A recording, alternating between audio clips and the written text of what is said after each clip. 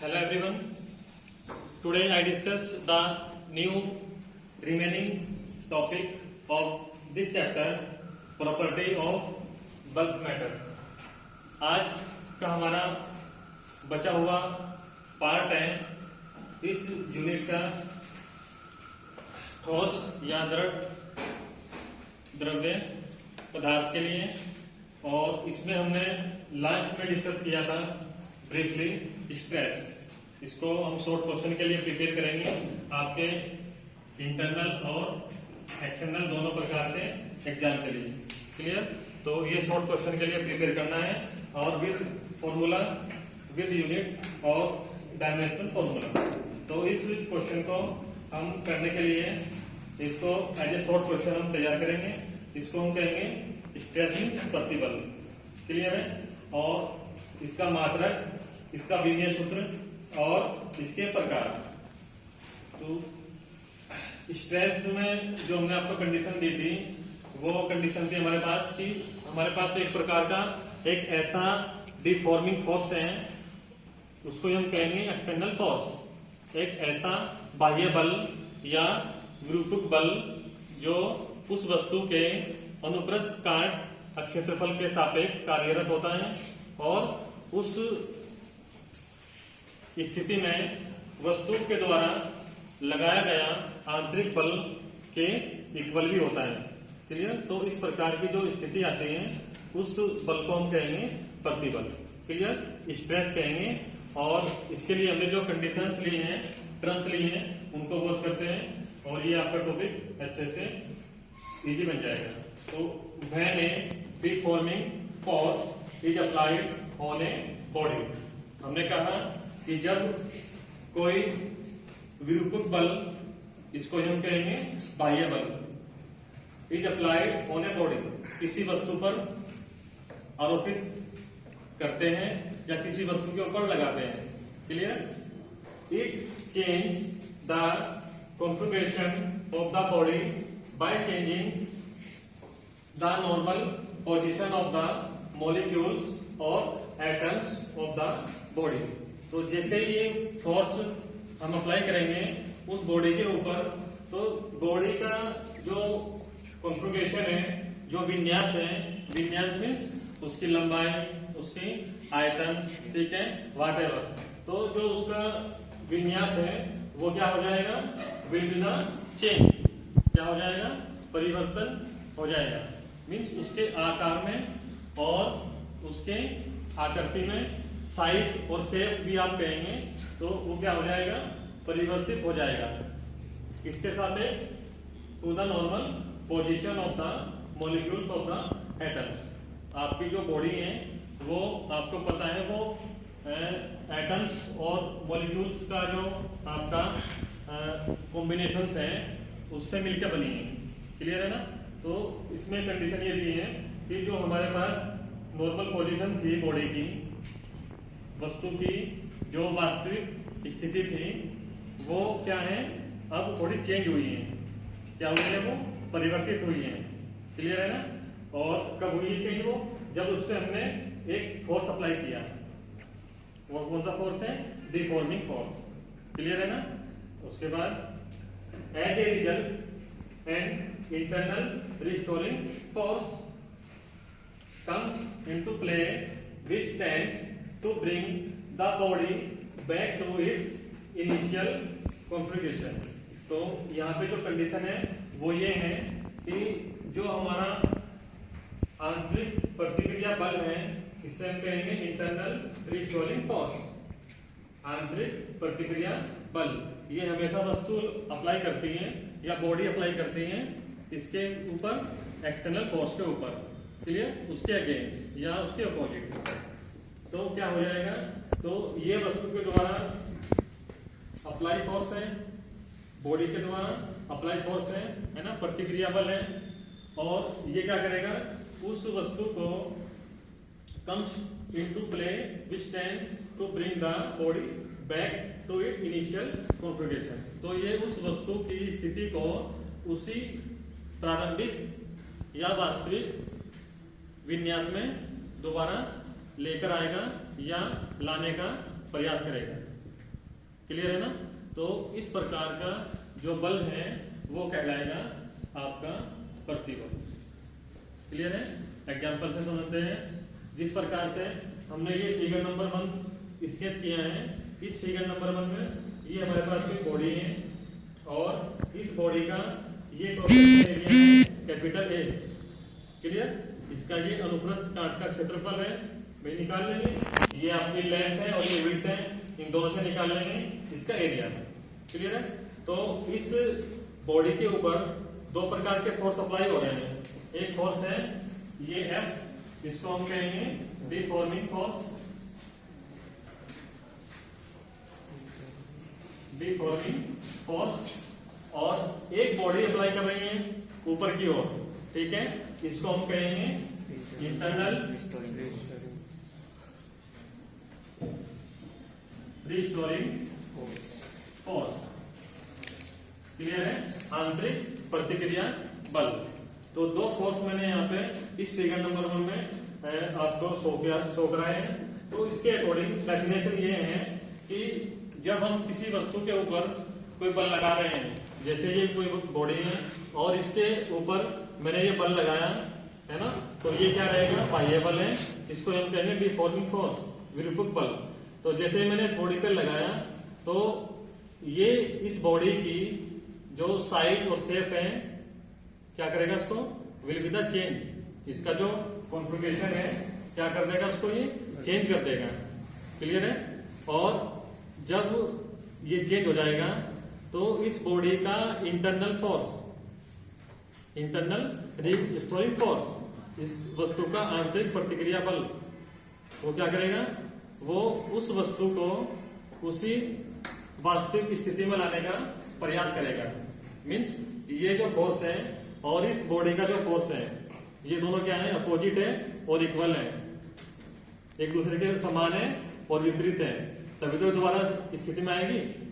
जैसे रबर की बॉल होती है, आप उसको दबाते हो, वो क्या है, वो डिफॉर्मिंग फोर्स है, बाह्य बल है, ठीक है। और वो बॉल दब जाती है, थोड़ा दब जाती है, ठीक है, लेकिन जब उसको आप छोड़ते हो तो वो दोबारा अपनी उसी इनिशियल कॉन्फ़िगरेशन में बैक हो जाती है, होती है ना। क्यों? क्योंकि उसका इंटरनल रिस्टोरिंग फोर्स भी है जो आपके डिफॉर्मिंग फोर्स के इक्वल है, अपोजिट है। समझ रहे हैं ना। तो जब ये दोनों फोर्स एक दूसरे को क्या करेंगे, क्रॉस करेंगे या एक दूसरे का विरोध करेंगे, तो उस समय लगने वाला जो फोर्स है इंटरनल फोर्स ही कहलाता है, ये वो कहलाएगा आपका प्रतिबल। समझ रहे हैं ना। तो हमेशा एक नॉर्मल जनरल लैंग्वेज में अगर आपसे कहेगा कि internal reacting force applied on the body is called, तो आप कहना स्ट्रेस। एक वस्तु द्वारा आरोपित आंतरिक प्रतिक्रिया बल, जिसको हम क्या बोलते हैं, प्रतिबल भी बोलते हैं। क्लियर। उसी की वजह से क्या होगा, बॉडी इनिशियल कॉन्फ़िगरेशन को दोबारा बैक करके ऑब्टेन करेगा। क्लियर है ना। तो ये चीजें हैं। जैसे डिफरेंट टाइप से मोटिवेशन लेक्चर होते हैं, मैं या कोई भी अदर या आपके गार्जियंस आपको लेक्चर्स देते हैं मोटिवेशन, लेकिन जब तक आपका खुद का इंटरनल मन नहीं होगा, ठीक है, कुछ करने का, तब तक आप उस काम को नहीं कर सकते। समझ रहे हैं ना। तो सबसे बेटर अपना सेल्फ होता है, हमारा इंटरनल ही हमें आगे कंडीशंस को पॉजिटिव बनाता है। मेरे कहने से या कुछ भी ना कहने से चीजें पॉजिटिव होंगी, उसके लिए होंगी जो उनको अप्लाई करेगा अपने ऊपर। क्लियर है ना। बट करना खुद आपको है। उसी प्रकार से इस टॉपिक में हमने ये फिगर जो लिया है, इस फिगर में ये जो दो फोर्स अप्लाई किए हैं, this is the deforming force, ये विरूपक बल है, इसको हम बाह्य बल भी कहेंगे, और ये आंतरिक प्रतिक्रिया बल है। क्लियर। तो जैसा आपने अपनी एकेडमिक क्लास में पढ़ा है, दो प्रकार के हमारे पास कंडीशन होती थी। सपोज दैट ये कोई बॉडी हमने ली है, ठीक है, इस बॉडी पे ये लगने वाला F डाउन में है ना, सदैव नीचे की ओर लगना है बाह्य बल, और इस बॉडी के द्वारा एक फोर्स है जो लगेगा F इक्वल, ये रहेगा हमारा MA या MG। क्लियर? तो दो प्रकार के बल यहाँ पे अप्लाई किए हमने, एक वस्तु का आंतरिक प्रतिक्रिया बल है और एक बाह्य बल है।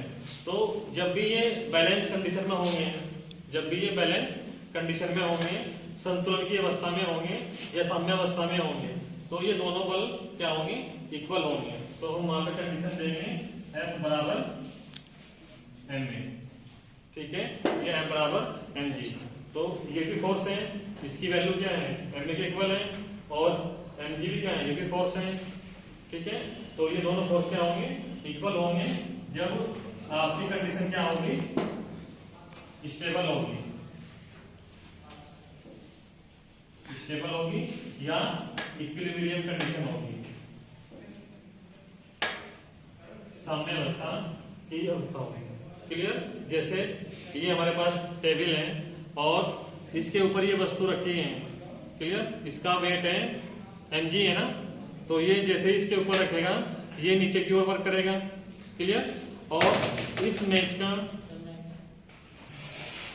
तो जैसे F इक्वल m हमें बैलेंस करना है। ठीक है, दोनों ही फोर्स हैं, एक आंतरिक बल है और एक बाह्य बल है। तो जैसे एग्जांपल के लिए ये डस्टर सपोज दैट इसका भार होगा mg मान लेते हैं, है ना, हमेशा mg होता है, और ये डाउनवर्ड रहेगा, हमेशा नीचे की ओर रहेगा। ठीक है, तो जैसे मैं इसको इसके ऊपर रखूंगा मेज के ऊपर, तो इस मेज के जो अपर सरफेस है ये भी इसके ऊपर एक बल लगाएगी, है ना, उसे कहेंगे हम इंटरनल रिस्टोरिंग फोर्स, है ना, प्रतिक्रिया बल। वो किसके अगेंस्ट होगी? इस डस्टर के वेट के इक्वल, और वेट मीन्स mg, है ना। और ये आपका फोर्स है इंटरनल, जो बॉडी लगाएगी, मेज लगाएगी, है ना, ऊपर की ओर।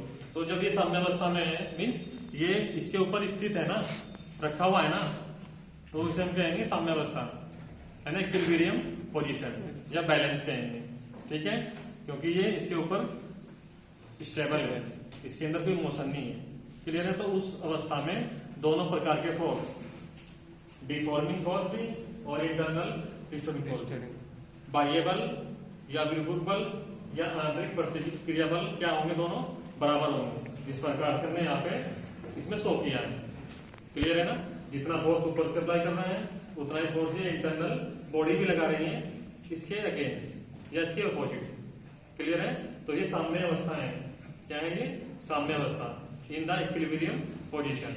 तो आपको डायग्राम में लिखना भी है, stress of the body in the equilibrium position. Clear है? तो ये कंडीशन थी हमारी के अकॉर्डिंग। अब बात करेंगे हम सेकंड डेफिनेशन। सेकंड टाइप से आप दोगे, this internal restoring force acting per unit cross section area of A deform body is called stress. जैसा मैंने आपको, क्या है ये?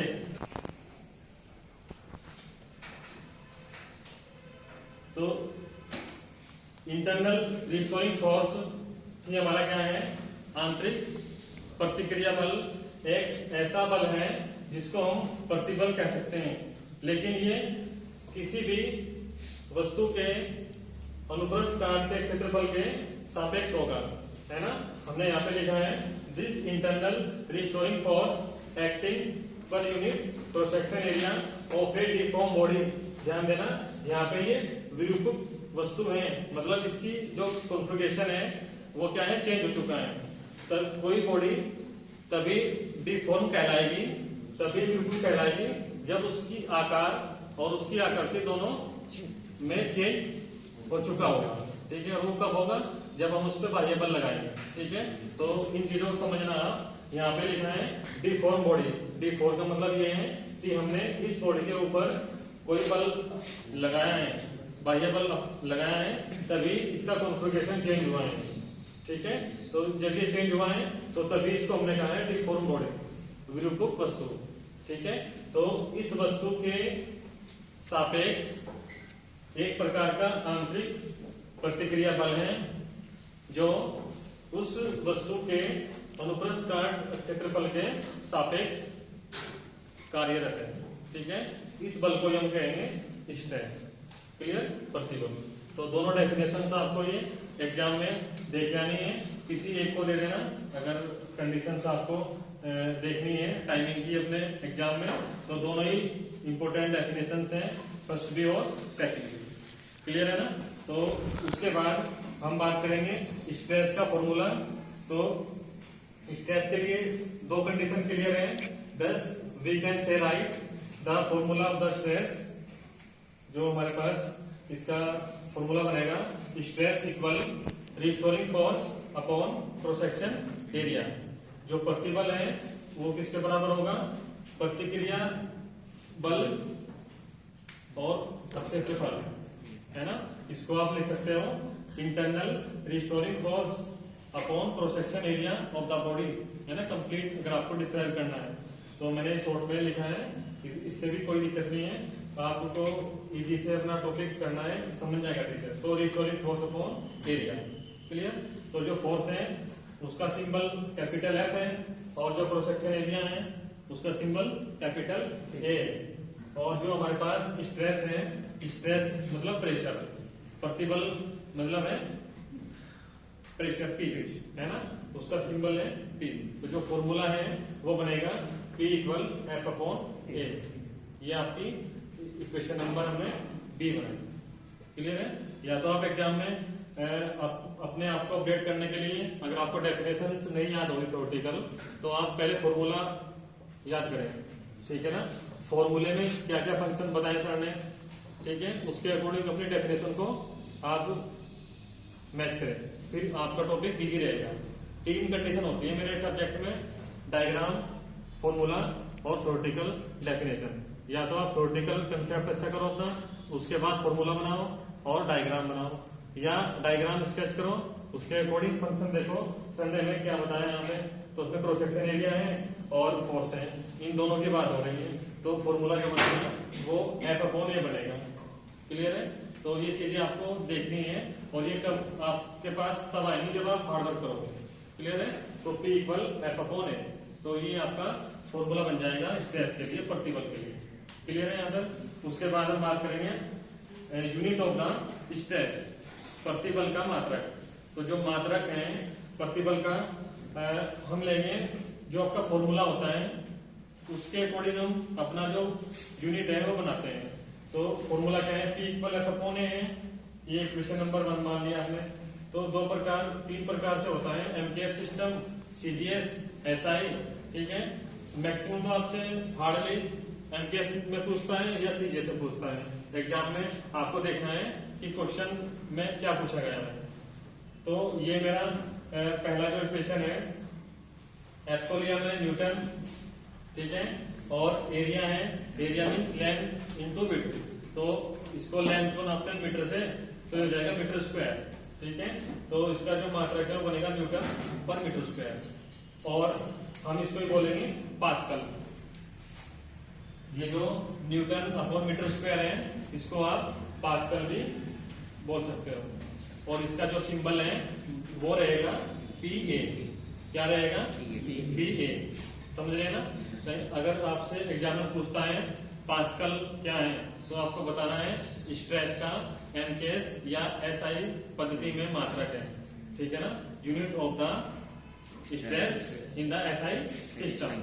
क्लियर? लेकिन ये तब आएगा जब आप अच्छे से डीप अपने टॉपिक को करोगे। तो 2 मात्रक हो गए हमारे, न्यूटन अपॉन मीटर स्क्वायर और पास्कल, इसका सिंबल है PA। क्लियर? ये एसआई सिस्टम में है। क्लियर? तो ये आपका पहला है। उसके बाद नंबर 2, P बराबर ऐसे। अब हमने लिया है सीजीएस सिस्टम में, तो सीजीएस के लिए हम बात करेंगे, हम न्यूटन को लेते हैं डाइन और मीटर को लेते हैं सेंटीमीटर, तो ये बन जाएगा dyne upon centimetre square. Clear? ये लिखा है मैंने सीजीएस सिस्टम। क्लियर है? तो 2 प्रकार के सिस्टम मैंने यहाँ पे शो किए हैं, आप किसी एक को लिख के आना। अगर उसने सिर्फ ये कहा है कि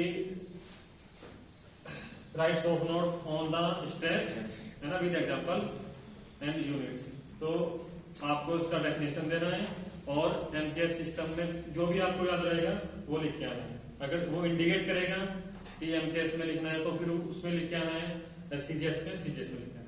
क्लियर है? तो ये आपका यूनिट्स हो गया नंबर 1 और नंबर 2। अब बात करेंगे हम डायमेंशनल फॉर्मूला, विमीय सूत्र क्या होगा प्रतिबल का, वो भी हम फॉर्मूले से निकालेंगे।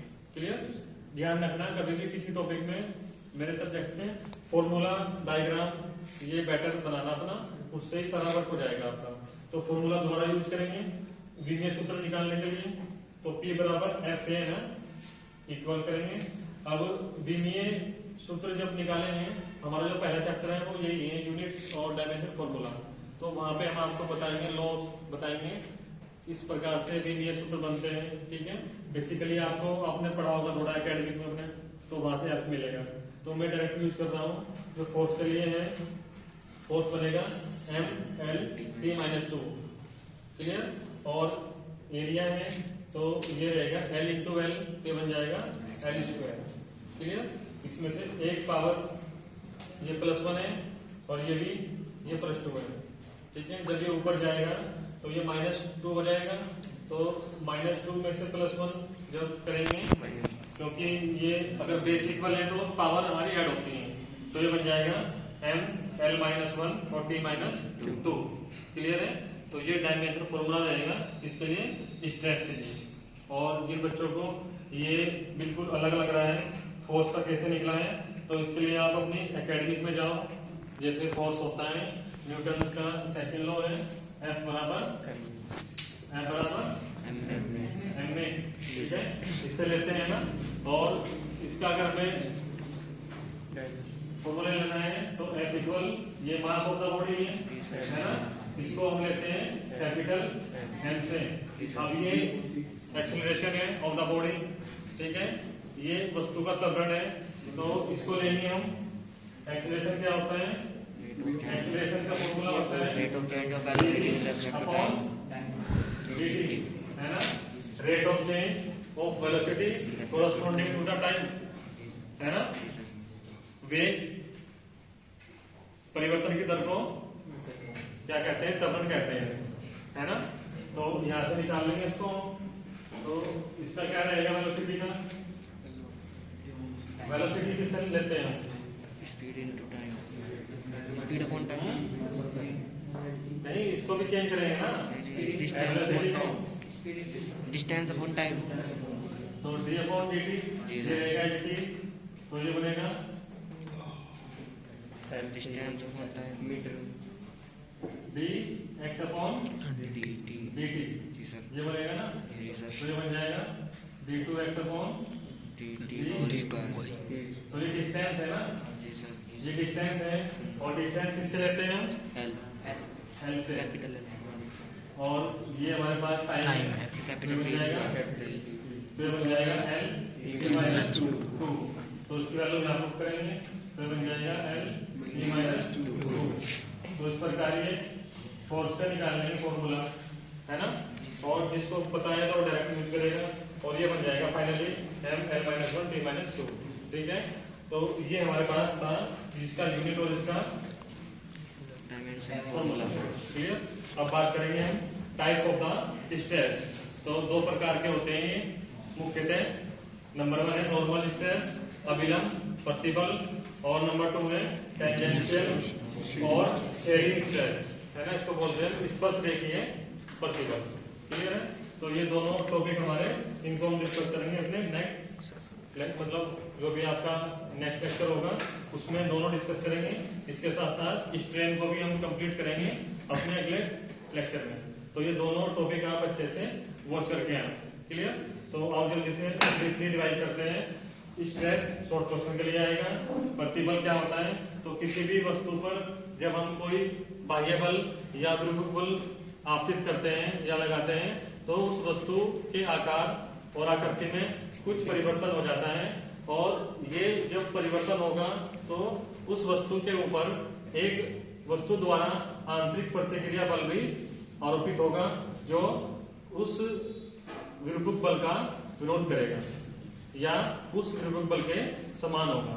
तो जो वस्तु द्वारा आंतरिक प्रतिक्रिया बल है वो वस्तु पर आरोपित बाह्य बल के बराबर हो सकता है। कब? जब वस्तु साम्यावस्था में है। क्लियर? तो इस वस्तु के द्वारा आरोपित आंतरिक प्रतिक्रिया बल को ही हम क्या कहेंगे? प्रतिबल कहेंगे। Clear? Simply the internal restoring force acting per unit cross section area of a body is called stress. Clear, simple से ये डेफिनेशन है और फॉर्मूला ये रहेगा आपका stress equal restoring force upon cross section area of the body या P equal F upon A। Unit की बात करेंगे तो F equal sorry P equal F upon A से हम इसको फाइंड करेंगे न्यूटन अपॉन मीटर स्क्वायर और इसको हम कहेंगे पास्कल।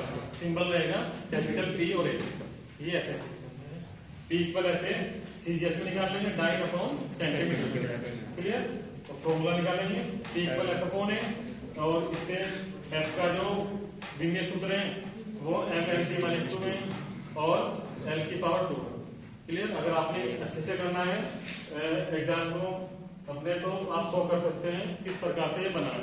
क्लियर है, तो ML माइनस 1 ये आपका रिक्वायर्ड फॉर्मूला है। क्लियर है, और ये types of the stress normal और ये हम करेंगे डिस्कस अपने नेक्स्ट क्लास में। Thanks for today.